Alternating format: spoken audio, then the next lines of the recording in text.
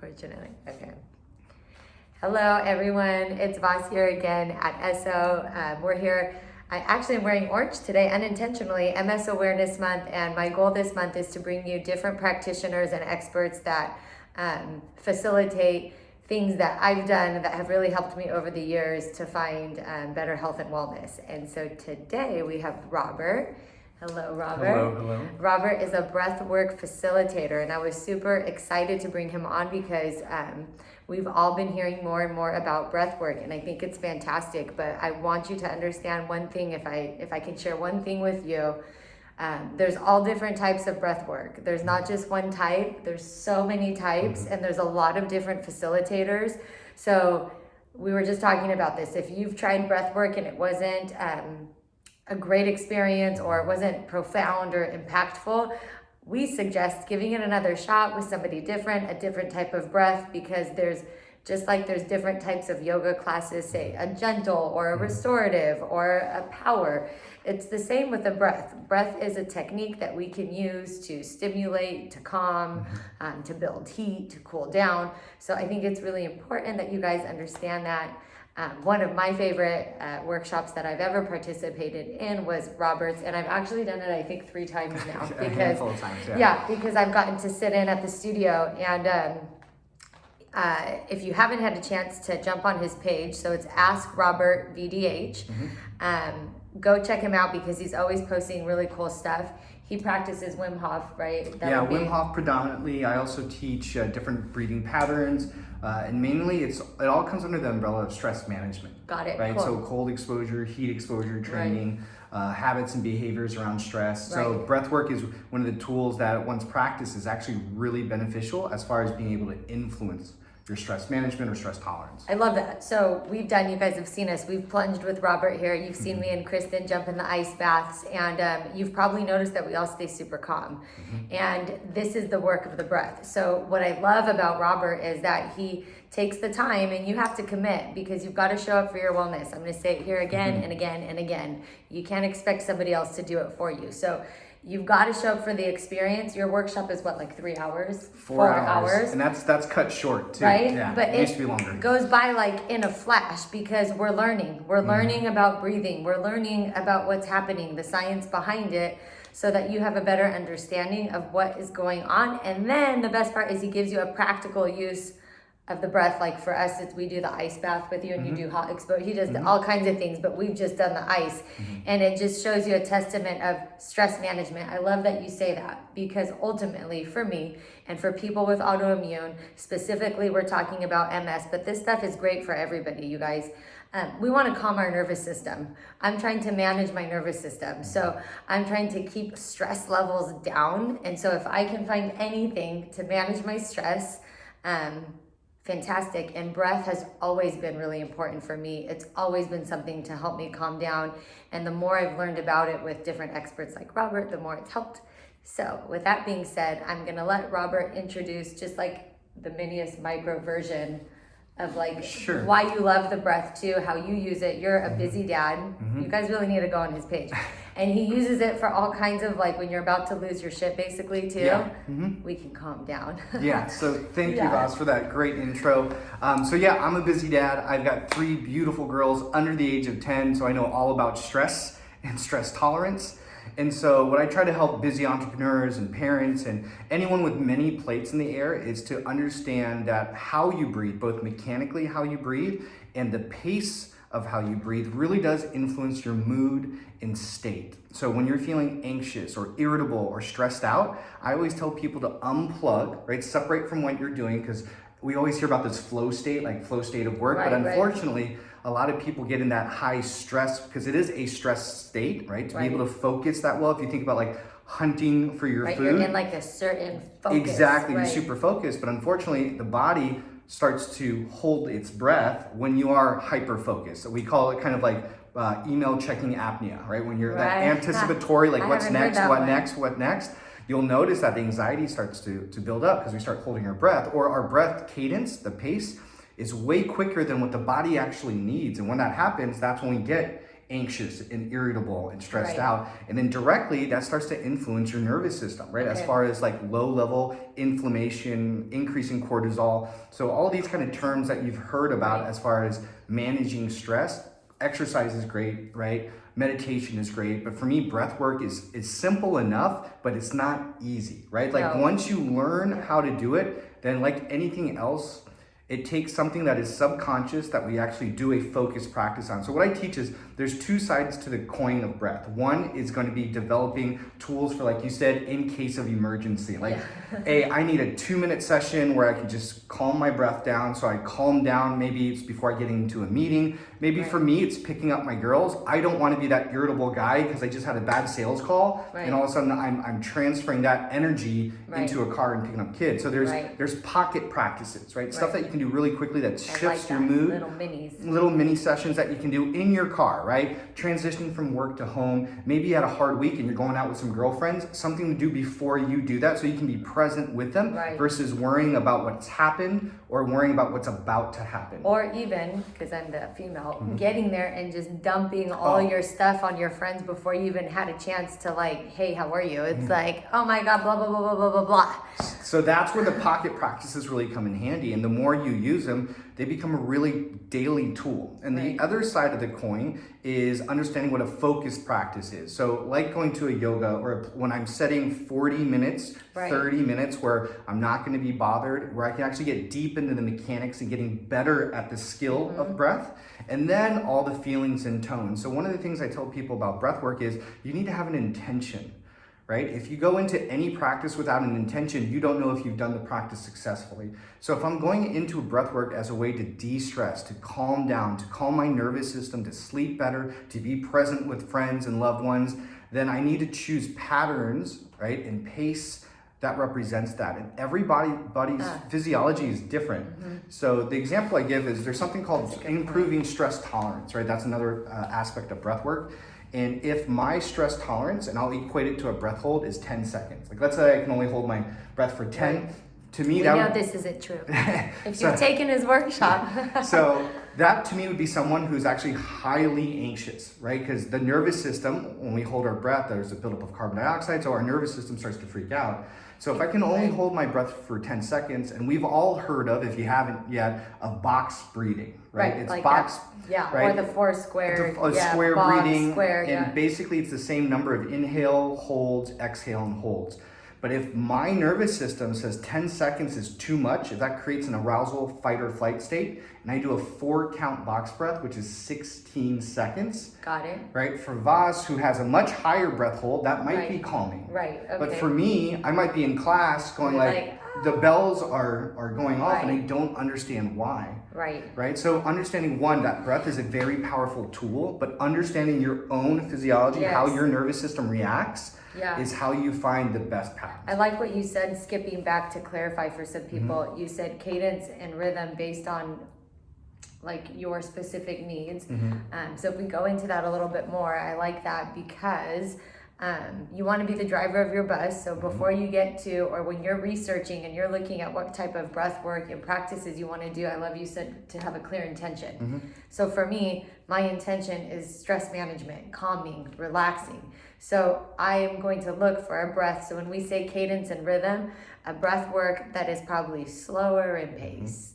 It's calming in nature. So it would be like, I'm not going to go to like a heavy metal, like punk rock concert if I'm trying to be calm, right? So if I'm trying to be calm, I don't necessarily want to do a breath work that's too stimulating. That's high intensity. High intensity, that's a good word. That's not what I'm searching for. If I'm searching, and in this case, we're talking about lowering inflammation, lowering stress rates, that this is the focus, we want a breath work that matches that. So what would be like a nice rhythm, you know? So like the lowest hanging fruit, kind of the takeaway, if you guys don't remember anything else from today's talk, is to nasal breathe. Okay, I like that. We can do that. Everyone, unless you have like a deviated septum or something like that, but one of my mentors said that if you can breathe through your nose for a minute, you can breathe through your nose for life. So why is that so important? I like that. If we talk about pace as being really big influence on arousal or rest, right, as far as our nervous system. Right. Then our mouth, if you think of it like a piping that's really big, Okay. we can blow in and inhale a lot of air quickly, Right, which can right. create an arousal state. But our Right. nostrils are much smaller. So it Right. naturally slows our inhalation and our Got it. exhalation. So the lowest hanging fruit is just to be breathing through your nose. Notice times of anxiety throughout the day. Are you breathing through your mouth? Are you breathing through your nose? Is it audible? If it's loud and you can hear it, you're breathing fast. Right. Right? Right. Like if you think right, about like right. after a jog or a run, Right. You're like, yeah. right? Yeah. You can hear it. That's a stress response. Right. Right? So Right. you want to be breathing low, slow, deep, and quiet. I like that. Right. Low, slow, Deep and quiet. And let's talk about deep. Okay, so deep. A lot of times when you talk about breath, and if it's the first time you've ever heard about breath work, we have this image of the lungs of like kind of two inflatable bags in our chest right here. Whereas I want you guys to start thinking about your inhalation or your lungs, or as far as breathing capacity, as your torso, a barrel, right? So I want you to be inhaling to every cell, every nook and cranny in your body, and to actually have that visualization and that intent. By doing so, you'll breathe lower and deeper, right? So I always talk about breathing into your belt line, in your pair of pants or shorts. You want to fill the barrel from the bottom up, right? So we call that diaphragmatic breathing, belly breathing. But if you can just imagine, I want to breathe as low as I can so that not only do I get the volume, overall capacity to increase, right? I also naturally slow down. So when we get in an anxious state and when we are breathing improperly, like chest dominant, right? When we start to hyperventilate, I'm not breathing low. Right. And so the magic of that is most of the blood oxygen exchange, and this might get a little too of the science behind it. Yeah, that's what we want to hear. They can rewind. So right? most of the blood oxygen exchange happens at the lower portion of the lungs. Okay. But if I'm breathing shallow, I never get there. So here's the parable.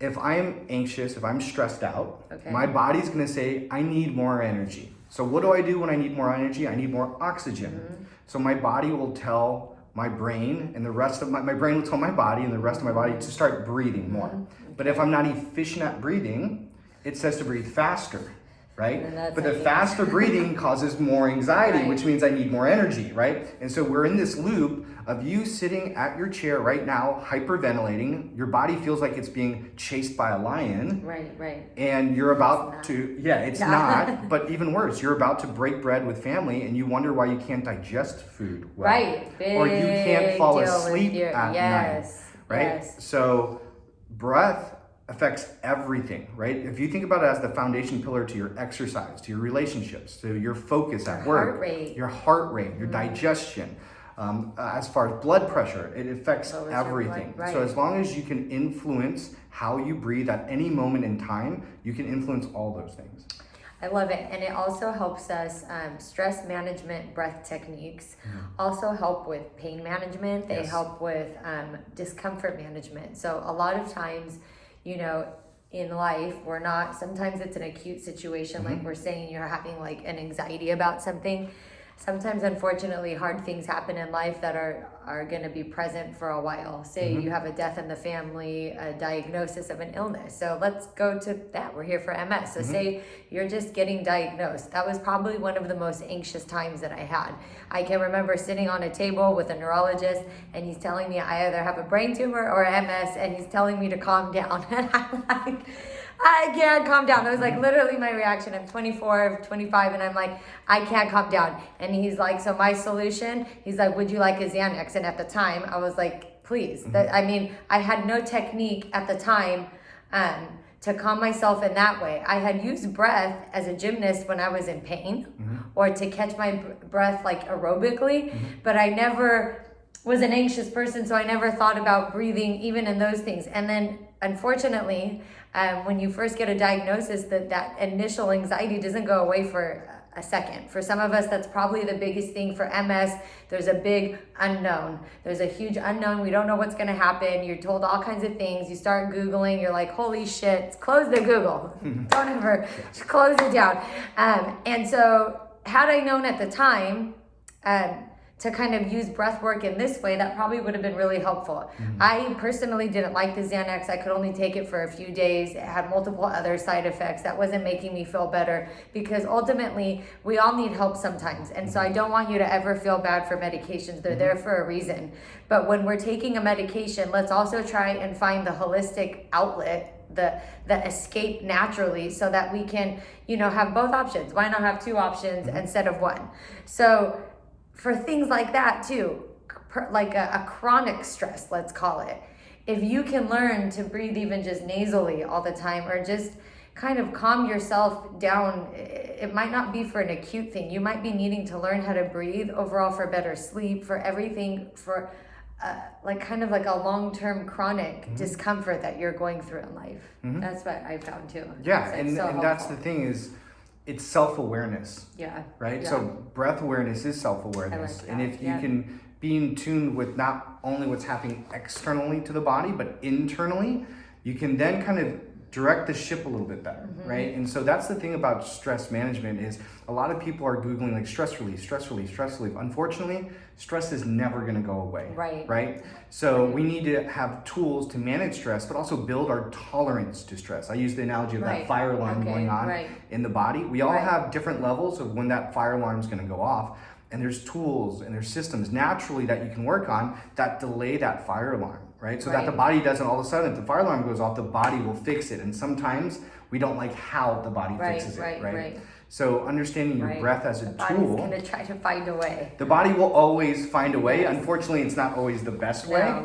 But we need to help him out, help him or her out. Exactly. You have the power to influence your nervous system, to influence your immune system, to influence your mental state.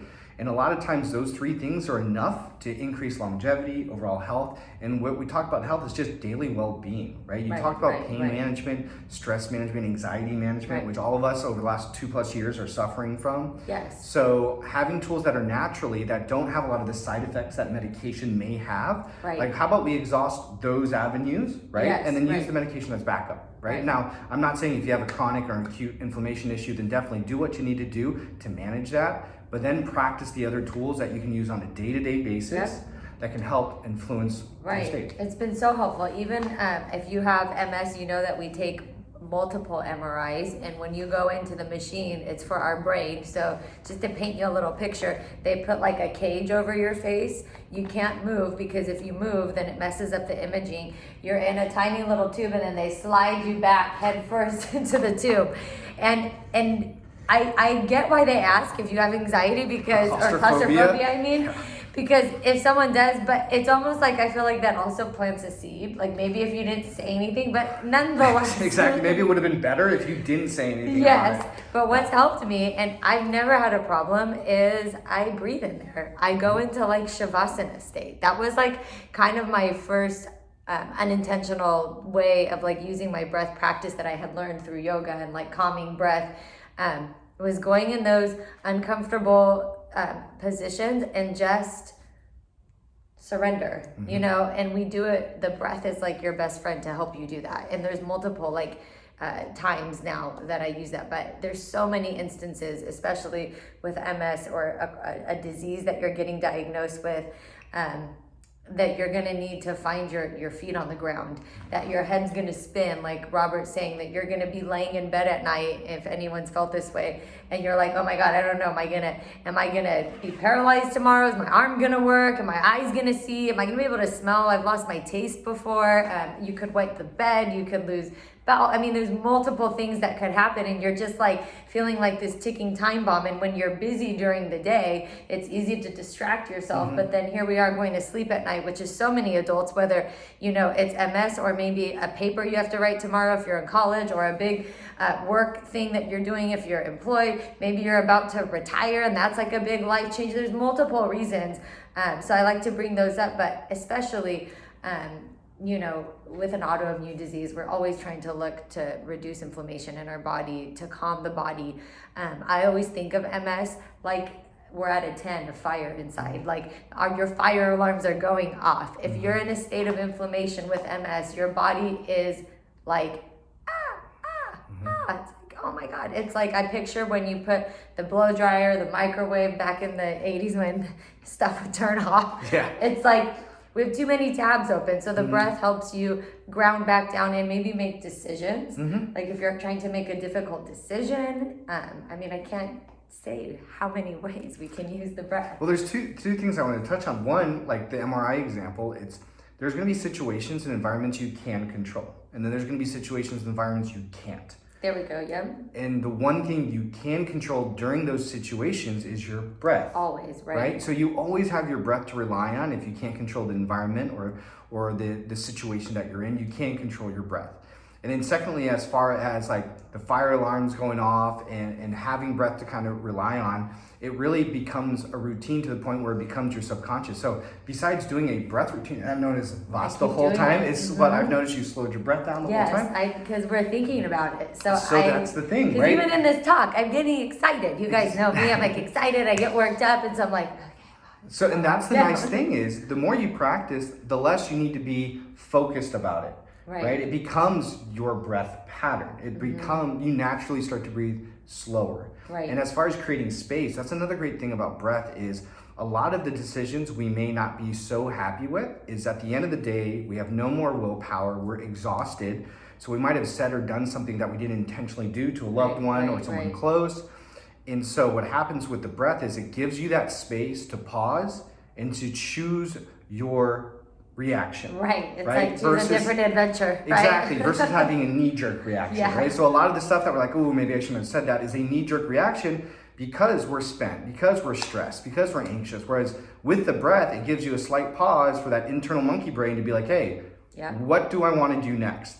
Am I happy with that decision? Okay, let's move forward. Right. So like choose your own adventure. You actually get to choose your own adventure versus being pulled away by the undertow. Right. Because in life we feel like, man, I'm just getting knocked down over and over again. I'm not having the ability to make a good choice. And a lot of times it's just like, hey, we need to unplug and just breathe. Just slow down. And that's like, again, going to that like longevity piece. Sometimes we're having a stressful situation that's not going to just be acute. It's not going to just pass.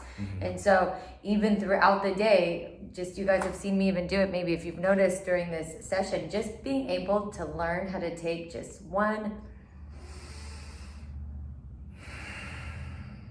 just so nicely, right? Didn't you feel calmer already? I mean, it's like an instantaneous thing, but it's taken both of us a lot of practice to do that. So now maybe I don't have to dedicate 15 minutes of my day because throughout my whole day from when I wake up to when I go to bed and I catch myself.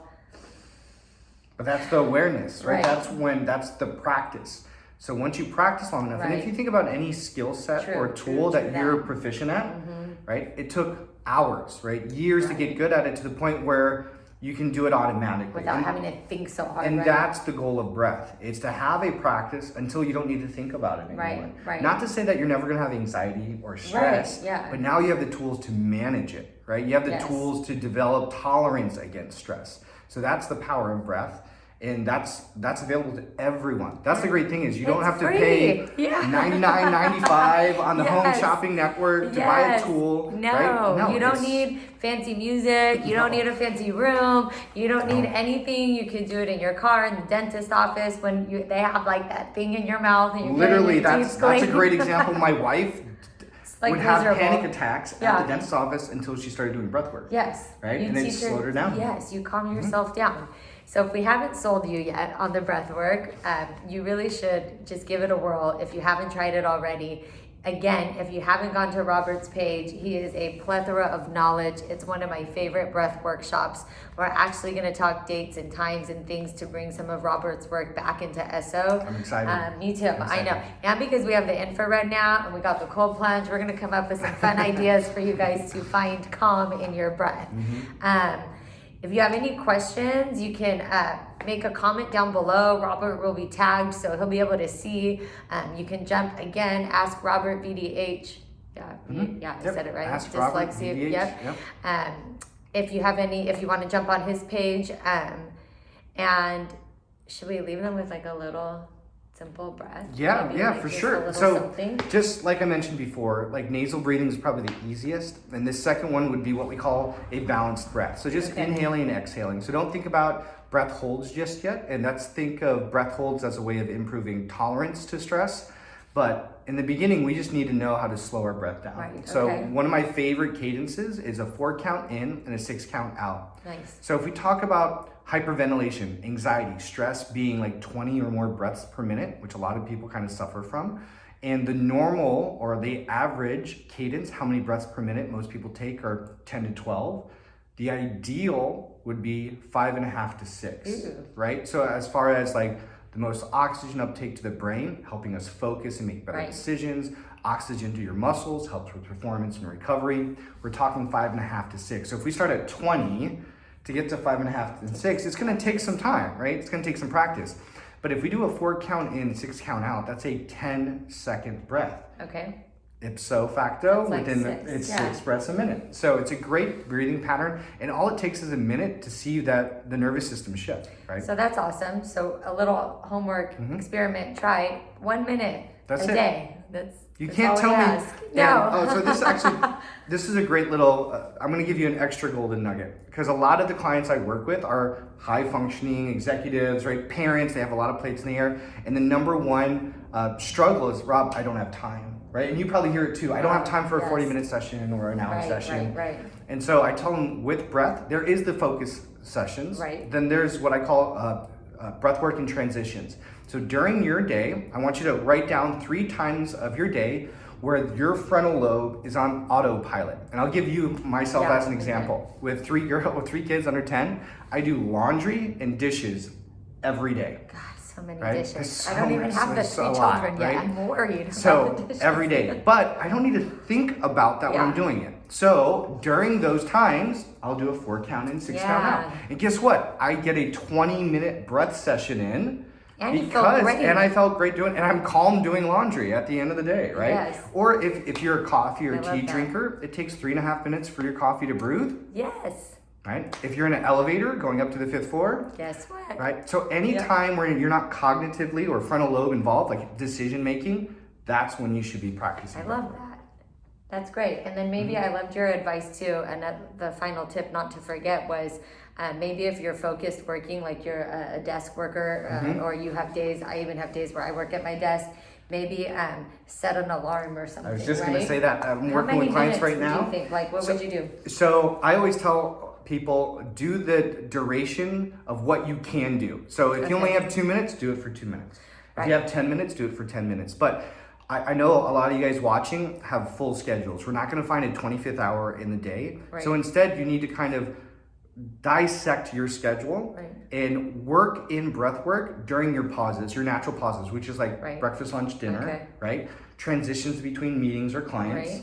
right? So put it in your calendar because if it's in your calendar, you'll respect it, right? It's like a doctor's appointment, Make an appointment, right? right? So all I tell people is set it like 10 a.m., 2 p.m., lunch hour. Before you eat, you should be doing 2 minutes of breath work, transitioning between work Oh, and that's home, good, yeah. right? So during those little pauses, those Right, transitions, right. that's when we can be doing breath Right, work. and then like, would you go like, so say I start working on Wednesdays, I usually work from home until the afternoon. So I'll wake up and then like around 8:30 or 9, I get on the computer. Mm-hmm. 1 hour in, 45 minutes 1 in. hour and 45 minutes What do in, or maybe when you're transitioning tasks. So maybe you're on Google Docs writing Right. something up, and Okay. before you go to your email, you do some breath. Okay, I got it. You So just- rather than thinking, I love what he's saying. It's more intuitive if you guys are catching on to what he's picking up, what he's putting down. Instead of us being so like rigid and timed and we need to do this, it's like, okay, as soon as I finish uploading this new class into whatever all these classes, Exactly. I'm gonna take a minute. Then I'm gonna type out, curriculum for whatever, and then I'm gonna take a minute. And then it's lunchtime and you breathe again. Exactly. So then now we're filling in all these little minutes here and there, So and we do it. usually those are like empty space, right? Right. There are times that you have to wait anyways, but now we're using them to benefit your health, right? love So it, like yeah. waiting for the coffee, doing the laundry, closing down Google Docs, opening up my email, right? Before I start my next task on my list, Right. I'll use that transition time to And breathe. then we're thinking of nasal breathing, so just breathing through the nose, and a simple 4 in and 6 6 out. That's it, you guys. So we can't wait to bring you more with Robert. If you have any questions again, let us know, and we hope you are inspired to breathe. Mm-hmm. Thanks, Robert. You're welcome. All right.